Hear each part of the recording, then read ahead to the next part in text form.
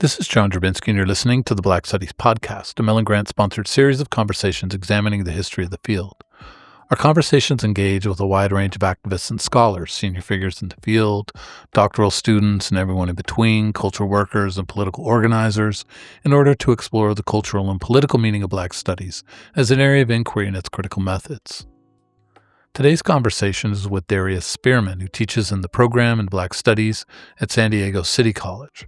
He is the author of two books, Between the Color Lines, A History of African Americans on the California Frontier from 1769 through Reconstruction, published in 2015, and Legacy of Survival, The Dynamics of the Black Family, published in 2025, as well as two edited volumes under the title Reclaiming Our Stories, Volume 1 in 2020 and Volume 2 in 2021.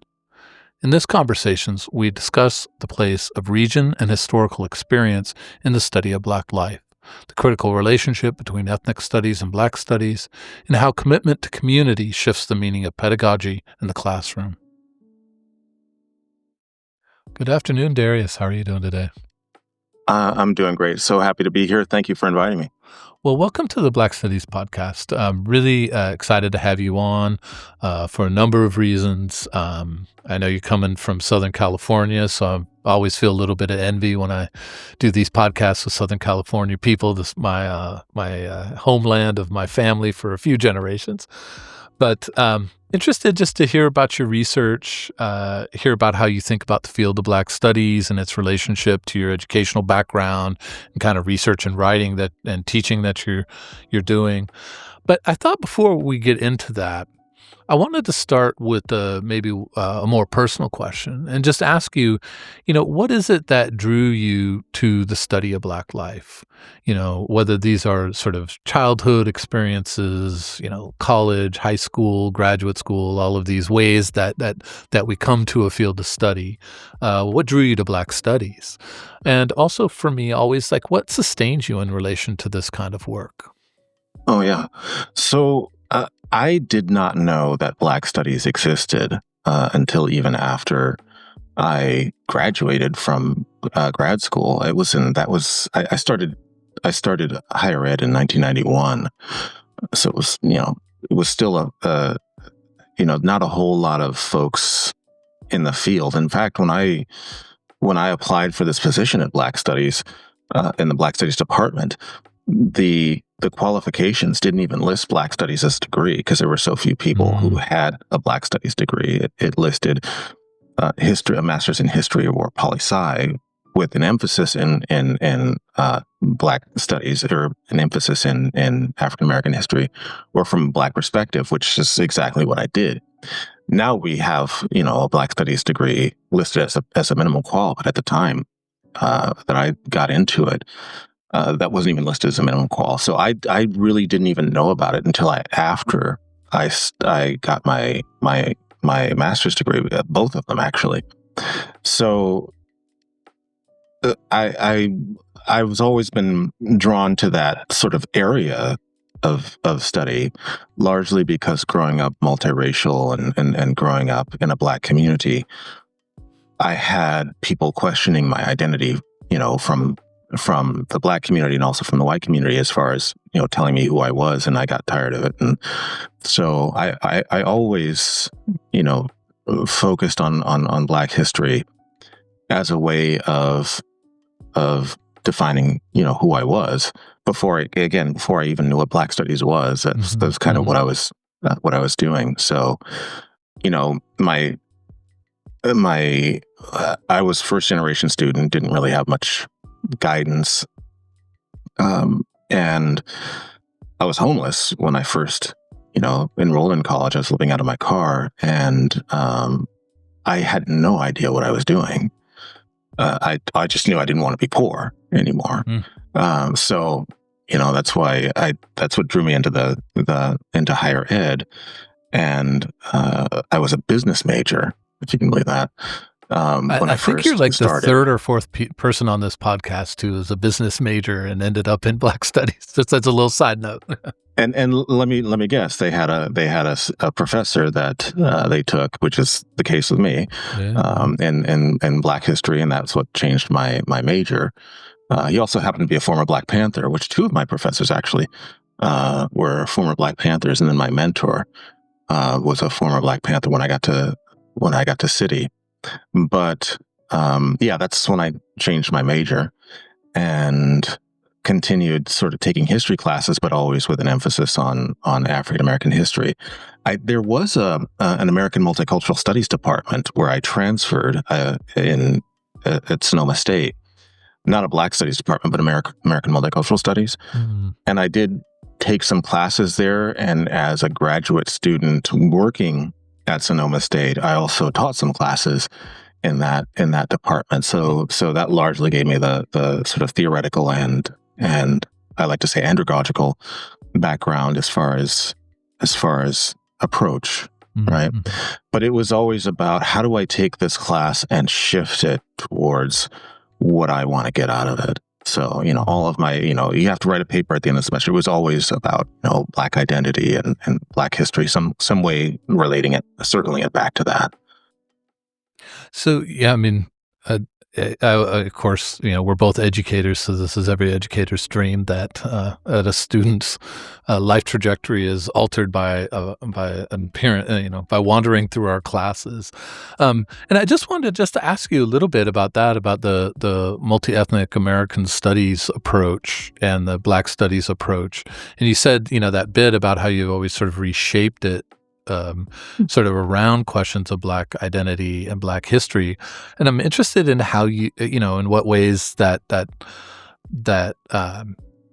there were, I don't know what you would call it, but like commonalities between that multi-ethnic approach and the Black studies approach, but also like where were those differences that really mattered for you in terms of how you not narrowed your interests, but focused your interests, and how you were able to peel things off of the ethnic studies approach to a Black studies approach. I'm sort of interested in that sort of what was lacking, but also what contributed.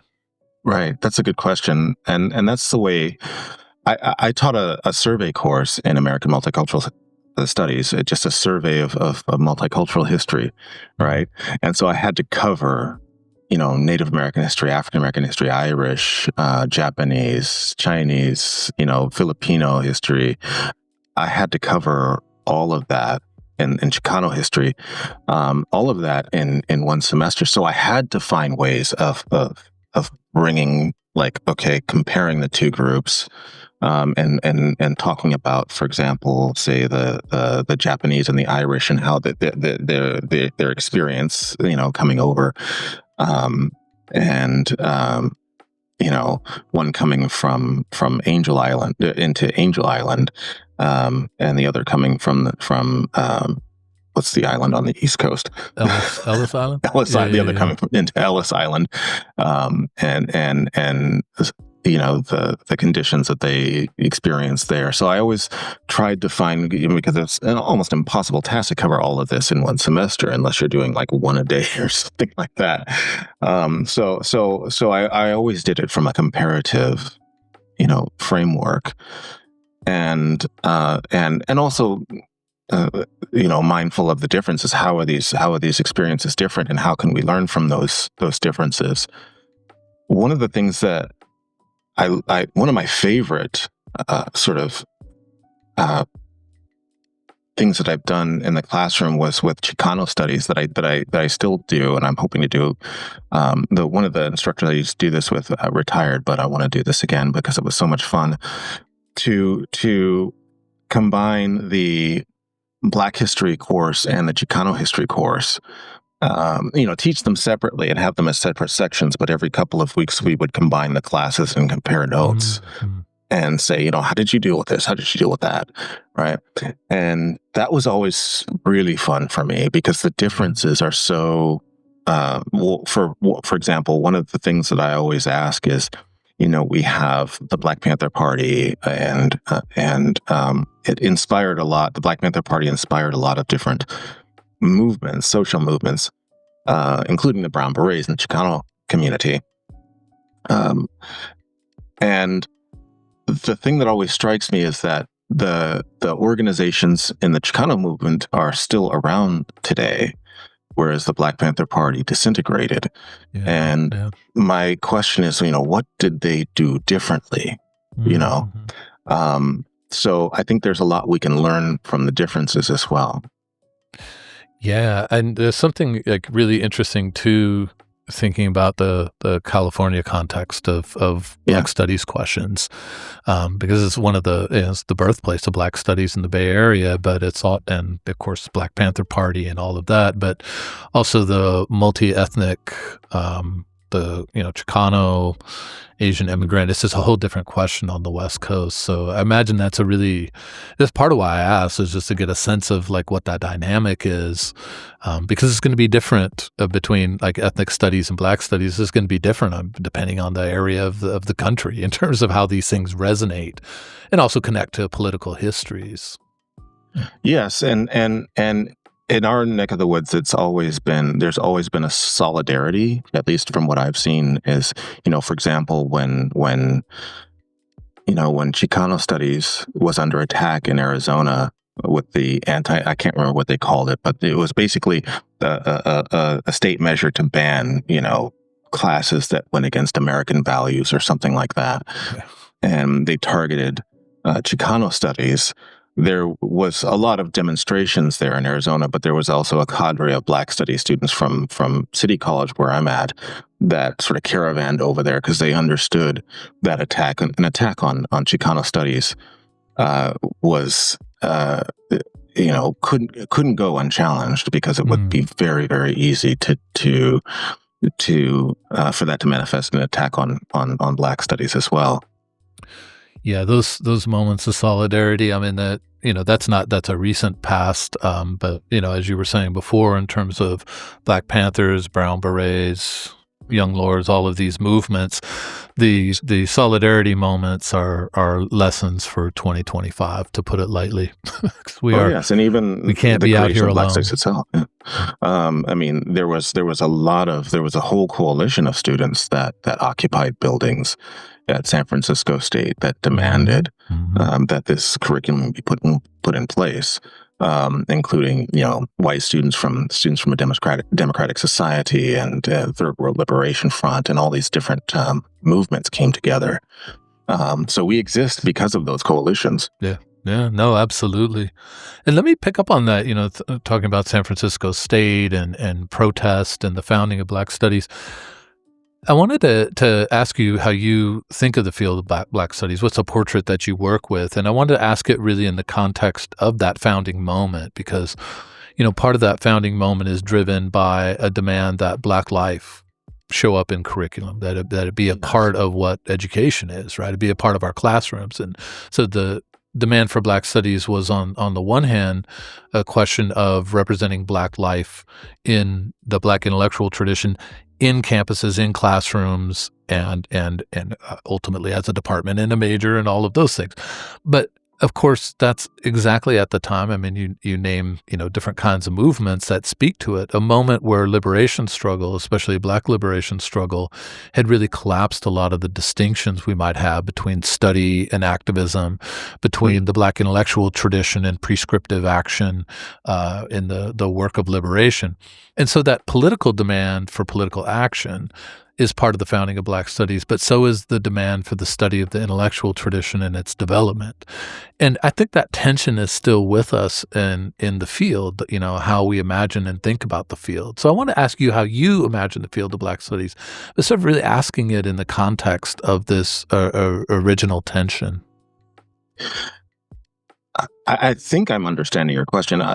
So, I mean, the critical difference between simply having black faces and Black people and part of the curriculum, and having it reflect the interests of Black folks. I mean, because there was already, at the time of Black Studies, that Black Studies was founded in the late 60s, there was already like African studies departments.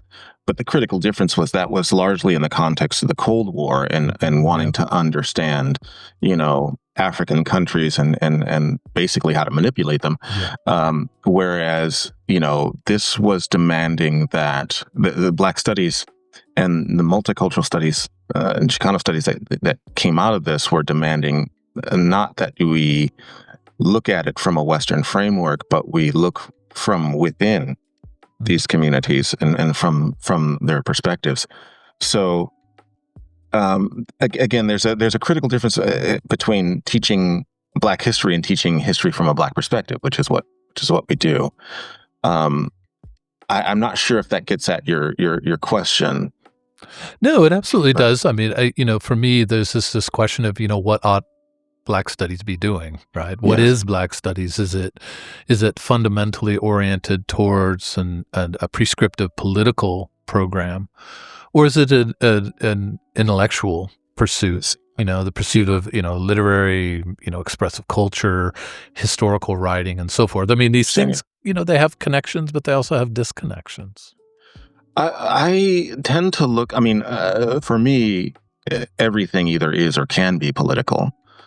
So I don't necessarily separate them. For example, we did a project, a literary project called "Reclaiming Our Stories," and that was the backdrop for that. When we've done several volumes of it, but the backdrop of it when we first started it was that there was an effort to prosecute Black folks in a certain segment in Southeast San Diego, in a certain segment of San Diego, that they called a sort of gang infested. That was the terms they used, gang infested areas, and there was an attempt to redefine, just basic everyday citizens as gang members. There was an obscure sort of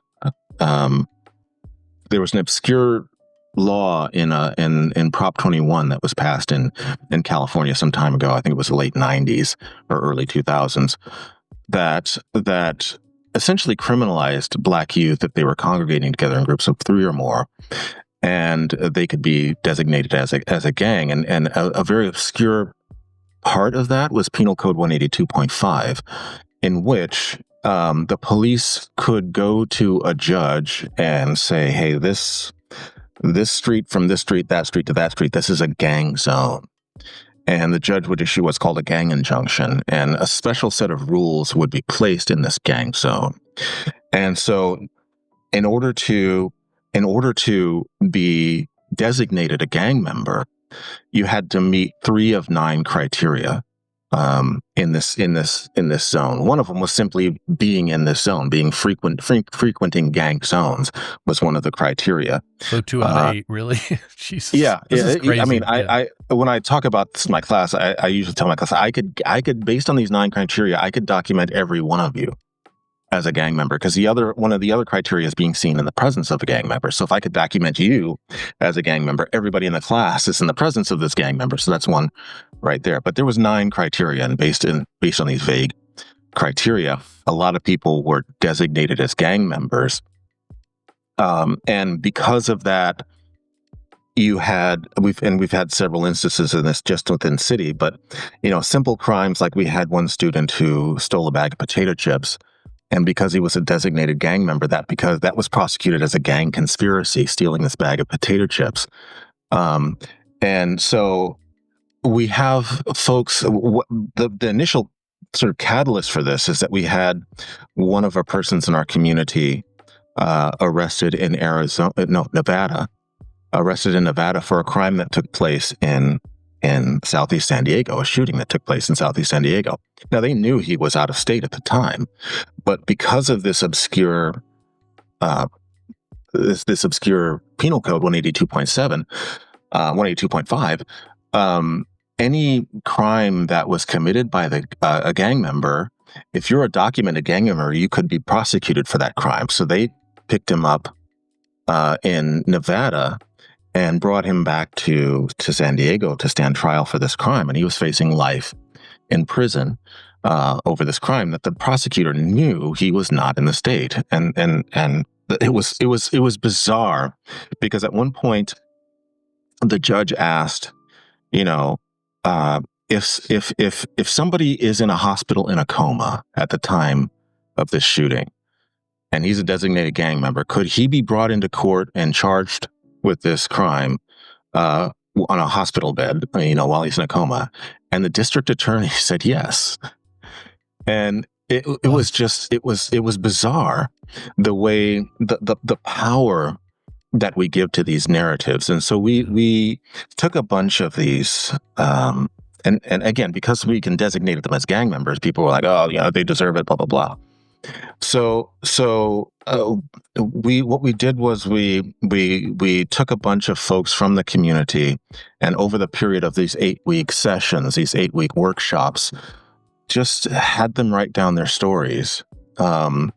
Most of them related to mass incarceration, but some of them, a lot of them were related to immigration detention, which is, again, related to that because we have a large Chicano population as well. But so we sort of worked with them in writing their stories, and we published them in this volume called Reclaiming Our Stories. And that's really the whole theory behind that was that you don't get to define who we are, right? We're taking that back, right? And so this is what it means to live in Southeast San Diego, not what you say it means. So this was a literary project, but it had a very political backdrop to it. And, I think it was one of the things that led to there was 33, it's called the SD 33, San Diego 33. But ultimately the charges were dropped, and we felt like we needed to, again, politically, the district attorney, Bonnie DeManis at the time, had said that she wanted to use this as a test case to go nationwide. And so the community was like, okay, we got to stop it here. Right. And that was one of the things that we did. We said, these aren't gang members. These are the actual people that you're prosecuting. Right. And even if there were gang members, there's nothing necessarily illegal about being in a gang. What you attribute to being a gang member isn't what the same meaning that these folks might attribute to being a gang member. I mean, that speaks, so deeply to the question of this difference between, humanistic inquiry, storytelling, histories, and so forth, and political action. The way, telling Black stories on Black terms is already deep political action. Concretely in this case, broadly in terms of, it's an interesting question for me to ask about the distinction between sort of intellectual inquiry in politics in 2025, when actual intellectual inquiry is being slowly and even more quickly, rapidly banned as being too political. But now you're talking about exactly the precise terms of an intervention that is not just political but also existential. I mean, this is what it means to be in this part of San Diego is not just a question of sort of resisting sort of prosecution or harassment. It's also about resisting the way those things get internalized and create senses of collective nihilism, because, there's only so long you can hear these stories before, it starts to feel hopeless. But telling this counter story is like so deeply political and humanistic. I really love that. I'm so glad you laid that out. That's just really brilliant. Thank you. Yeah, thanks. Yeah, there's a couple of volumes. We also did a volume on COVID most recently. I'll link to those, by the way, in the narrative that comes that's published along with this. So yeah. Thank you. Yeah, it's being used a lot in a lot of higher ed spaces. I think it's all from and about our students, our community. I love that. Yeah. Well, let me ask you a little bit about your own intellectual orientation in relation to the field of Black studies. You've described a lot of it already, sort of political and cultural sensibilities, interest in history, and of course, critical work in education. And I'm interested in how you see the way these things come together to form your own way of thinking about the world and writing about the world. How you see it in relation to the history of Black studies, where it fits, but also where you might see it pushing boundaries and opening up new horizons in the field of Black studies. Yeah, thank you for that question. Again, I when I first started this, I didn't know that Black studies even existed. It was just all about framing my own sense of identity. As a historian, I was always interested in the frontier. And so I started writing about places where we don't typically, often, I remember, I was in Sonoma at the time, working in Sonoma and attending Sonoma State, and I was I think I was doing my honors undergraduate degree. I was doing my honors undergraduate paper, so I wasn't a graduate student yet, but it was on African Americans in Sonoma, which was a very rural, sort of, we talk about the Sonoma aroma. That's the stench of cow manure. And it's very, cow country, very rural, wild turkeys running around on campus, that kind of thing. And a very small population of people of color at that time. And so, I did my honors thesis on African Americans in Sonoma County, and I remember being in the break room because every minute I had to steal, because I was working full time, going to school full time, and I had to steal every moment to take these notes and synthesize that into this paper. And so I'm plugging away on my laptop in the break room, and somebody walks in and says, "What are you doing?" And I don't think I even lifted my head. I said, I'm writing this paper for my honors thesis." And she says, "What's it about?" And I said, "Well, it's about African Americans in Sonoma County, the history of African Americans in Sonoma County." And she says, "Oh, it must be a short paper." And at that point, I looked up and I said, "Well, it's about 50 pages. I haven't done the notes on it yet. The footnotes on it yet." And then she just went on and got her Snickers bar and left without saying another word. But I always looked at, here I am in Sonoma County. What's the African American lens that I can apply to this? What was their experience like? And that's what I was always looking for. Places where you wouldn't necessarily look to find Black folks, and seeing, what was their experience like here. So my research on the frontier, I think, kind of challenges us to look at the thing that I really love looking at, which is Black agency. It's all about Black agency. Here you have Black folks, where in a state where slavery is outlawed, but it's still got the highest number of slaves of any state or territory west of Mississippi, with the exception of Texas. It's a very, you have to challenge the notion that, well, does anti-slavery necessarily mean anti-Black, or pro-Black? And of course, in California, to the extent to which it was anti-slavery, didn't necessarily mean they loved Black folks. They still couldn't testify in court. They still couldn't serve on juries. They still couldn't vote or even attend schools on a non-segregated basis. So they sort of made their own rules, and we're used to looking at Black history before the Civil War in terms of North-South, but the ways that Black folks in the West, where the rules were quite different, it's a frontier territory. There's little social structure. There's 5 murders every 6 days in San Francisco at in the early 1850s, but that gave a lot of latitude to folks like Mary Ellen Pleasant or James Beckworth, who were able to exercise power in non-traditional ways.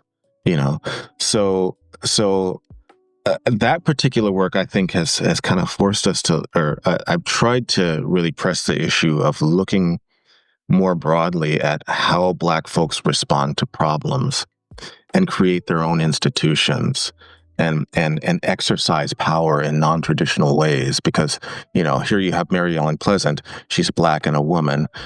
She can't vote, but she's known as the Black City Hall. And so, she doesn't need to vote. She's telling the people who you're voting for, here's what you're going to do, right? We had the colored conventions in California, 3 main ones, right, prior to the Civil War, and then a few after. But 55, 56, and 57, we had these colored conventions of the colored citizens in California. And, where they kind of met and said, here's what our agenda is, here's what we're going to push in Sacramento, etc. They were meeting at Pleasant's house. And so there were no Black women delegates. I had the whole rosters in my book. So there were no Black delegates. She didn't need to be a delegate. She didn't need to be at the podium.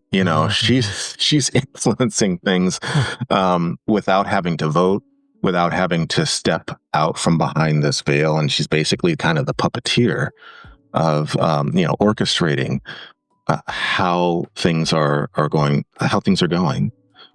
in California.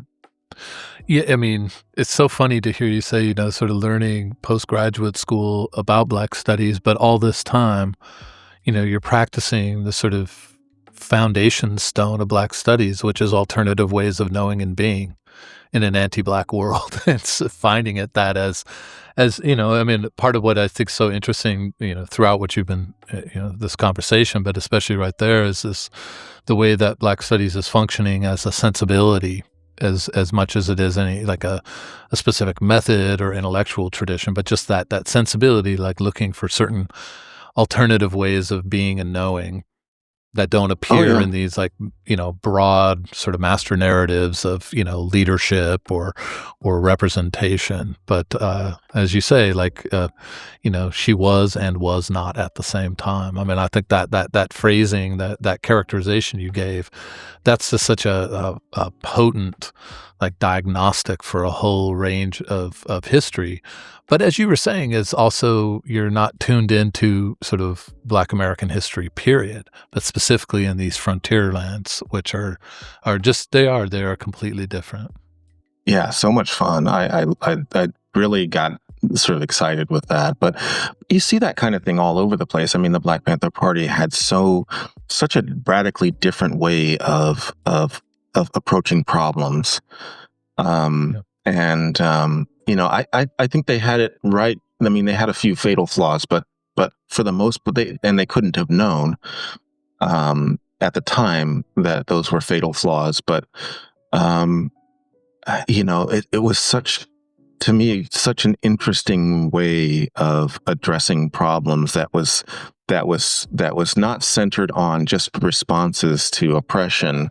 I mean, it was that, but also centered on how do we want to be as a community. Yeah.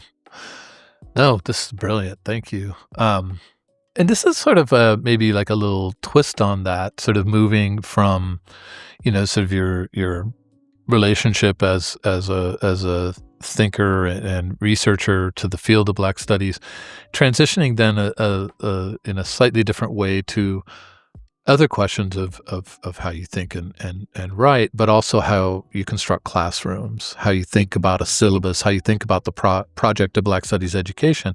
And I'm very interested because, your graduate work is in history and in education studies, which are two disciplines. I mean, they're Yes. Education is discipline-ish, but it's discipline enough. But then now being located in and really forming your intellectual and teacherly life in a Black Studies department, that's outside of disciplinary work. So I'm interested in how you think that movement to Black Studies out of these two disciplinary orientations has affected how you construct an idea of what research type of endeavors are, but also how you construct a classroom and how you think about the project of education. Yeah, absolutely. So Sonoma State, my two master's degrees were in such different settings. Sonoma State was a very predominantly white setting, and again, that's just the way higher ed was. But it wasn't just predominantly white setting, but it was very not super open to alternative ways of thinking. So, that history department, I mean, it had Black folks in it, but let's see, how shall I say this? It was a very traditional department, with very traditional Western ways of looking at history, even Black history, right? So I graduated from there as a historian, right? Who was looking for alternate ways of thinking about things, but ultimately I graduated from there as a historian, and I didn't understand that at the time until I started looking at, more at Black studies methodologies and ways of looking at things. My education degree was where I really got my foundation, and how I construct my classes, because it was actually the only program of its kind at the time, and it's since, because of the way it was a counseling program, trained college counselors, and because of the way the certifications were being constructed in the state level, policy, etc. What you need to get a degree in counseling. I was the second to the last cohort of that program, but it was the program as it was called the community-based block program, and it was very community-based. And the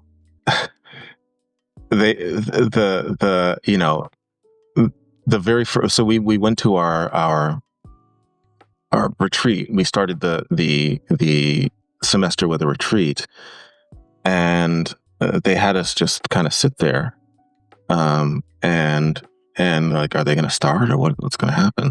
And so finally somebody went over and said, well, what are we doing? It's past time for a start. It's like, well, what do y'all want to do? It's your semester. We're waiting for you. Amazing. So we kind of constructed what that semester was going to look like, and we weren't used to that. I wasn't used to that. Yeah. So are there going to be exams? Are there going to be, how are you going to be assessed? We did that, and we had to do it by consensus, and it was a frustrating process. But because we had 27 people that had to agree on, what the semester or the year. It was an intensive year-long program. It was a year-long master's degree program. So it was very, very intense. But that's really got my basis for what a community-based learning experience looks like. So, we have, I have my class, and the way that translates into my classes is, so we have my readings and my videos and stuff like that they watch to prepare for a discussion. And on the day of that discussion, I don't have any lecture notes. I just say, what what should we be talking about today?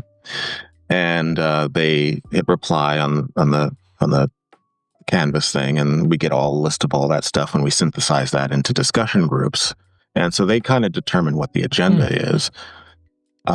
They come up with the questions for the final, right? They submit their questions, they vote on them, and the top 3 questions for the midterm and the final, those are your final questions. When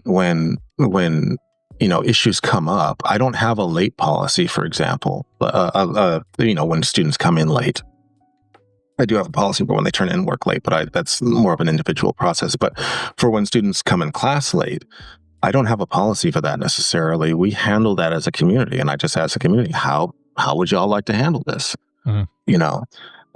And we have a conversation about, okay, well, what's going on? Are there issues? What's our responsibility as a community to make sure that everybody's able to get here and participate? Can somebody give this person a ride?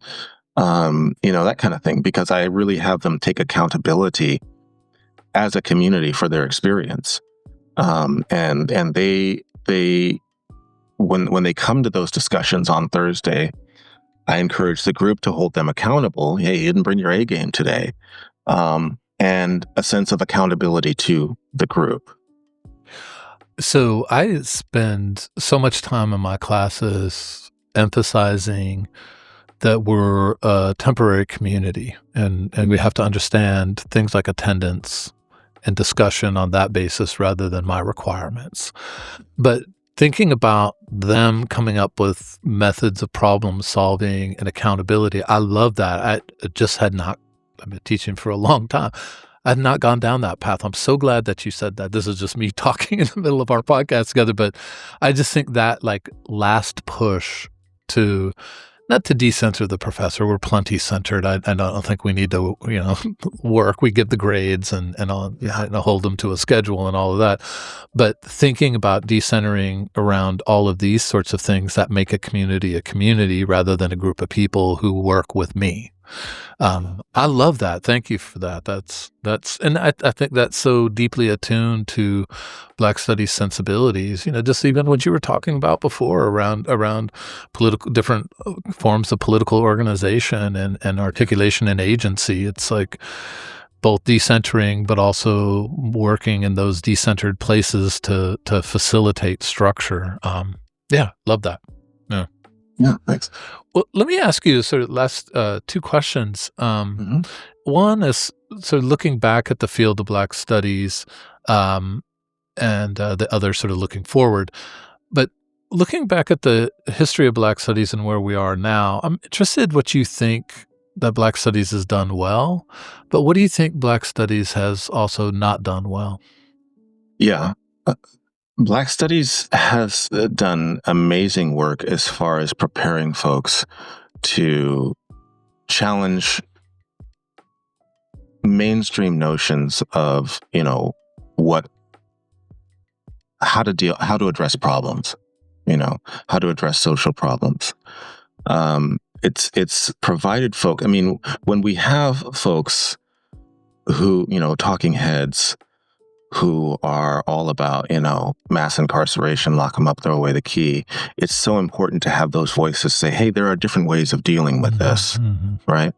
And it's done really well at looking at things from a non-mainstream perspective and unique approaches to problems, right? Um, it's really I think that we can always do better because you know I find myself even amongst my peers in Black studies who, question sort of the way I manage the class. Um, you know, I swear a lot, and I do that on purpose because I don't think you've I cursed in this. You said not before. You yet. said No, before we no. started, you I were was like, "Is just it okay if I realized, curse?" I'm yeah, like, "You let yourself down, man." I did. Fuck. Uh, There you go. so there it goes. But in any case, seeing that as non-professorial, and Yeah. and my goal isn't to look professorial. My goal is to challenge what it means to look professorial, Yeah.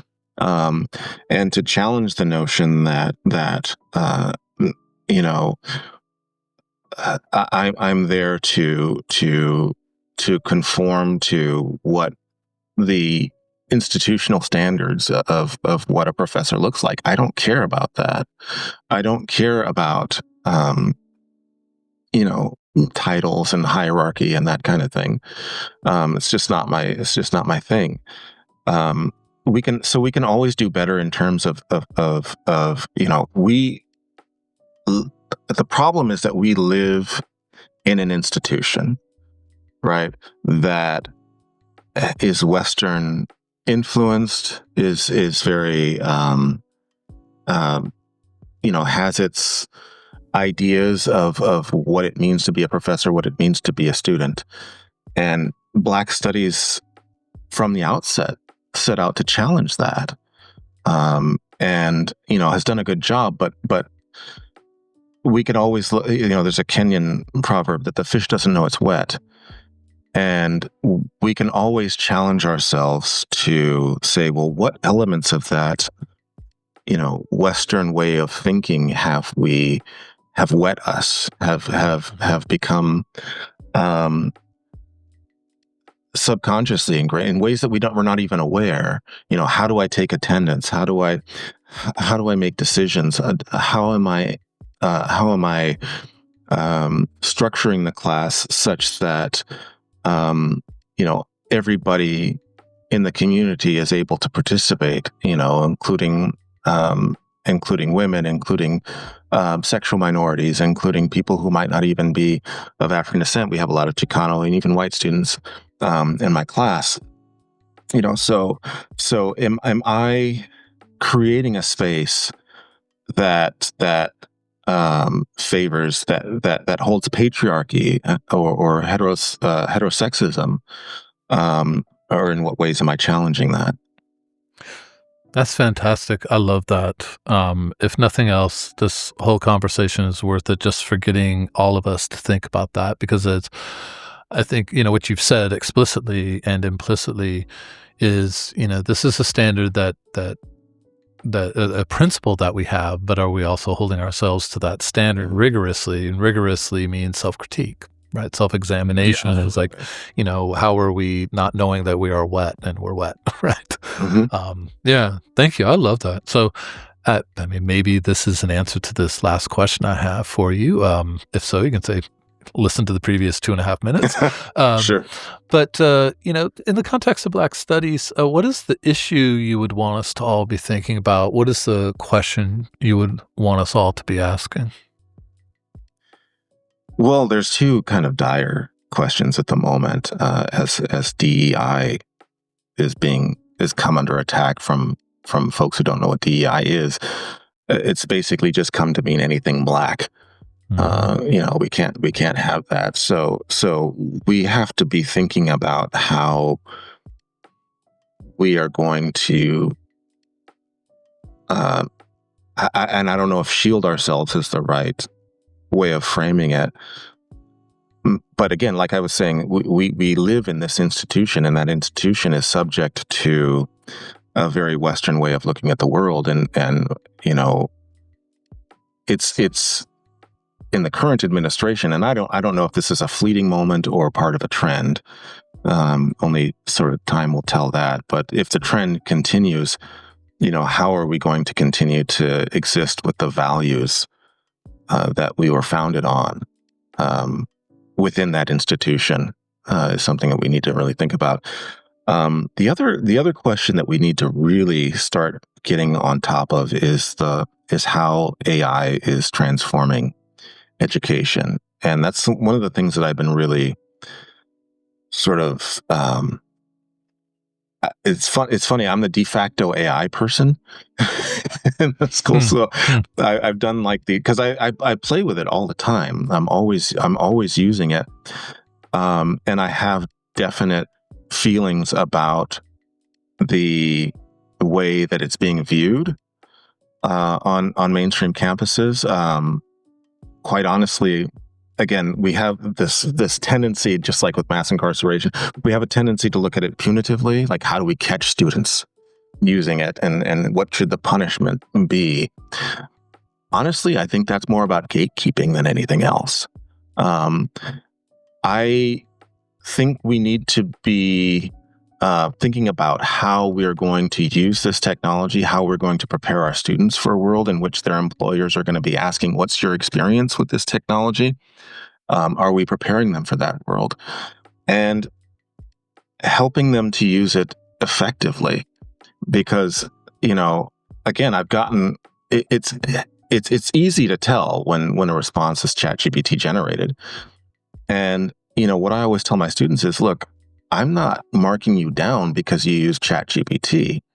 I'm marking you down because what you turned in is dog shit. And so there are ways to use this so that your ideas are in there, and that and that you actually address the things that need to be addressed, because ChatGPT has this very generic way of addressing things. And if it doesn't know the context of what the readings were and what the video that I'm asking to watch was, it's going to produce dog shit. So how do you leverage this technology so that you can maximize the benefits of it? And again, if somebody comes in with something that was ChatGPT generated and it's good, I don't care how it was like, if you're an employer and you ask your employee to generate a marketing report, and it's a good marketing report, and it's something that you can take action on it, do you care that it was generated by ChatGPT? I don't. As long as they're able to come in and have a conversation about it, as long as it meets the goals of the concepts that I was trying to understand. And it demonstrates understanding the key terms. It demonstrates understanding the reading. and they're able to come in and articulate, here's, what we should be talking about today. Oh, this is from the reading, and here are the insights that I got from it. As long as they're able to do those things, I don't care that it was generated by ChatGPT.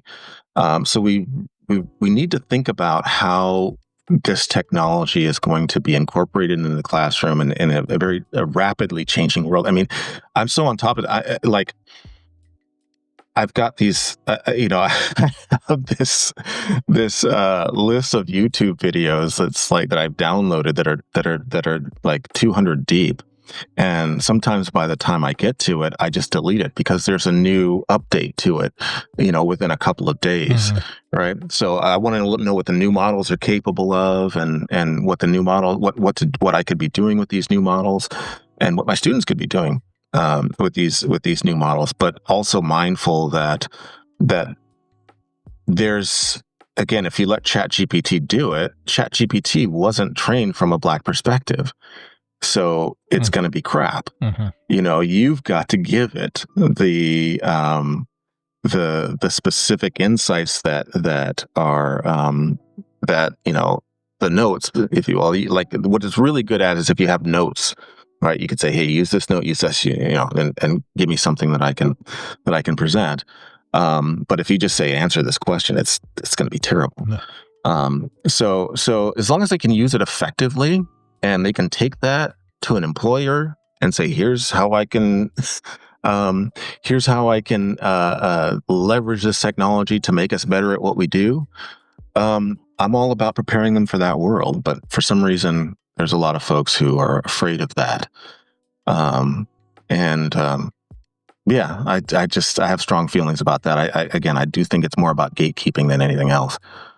I mean, I think also, just to come back to some of the early remarks you were talking about around communities,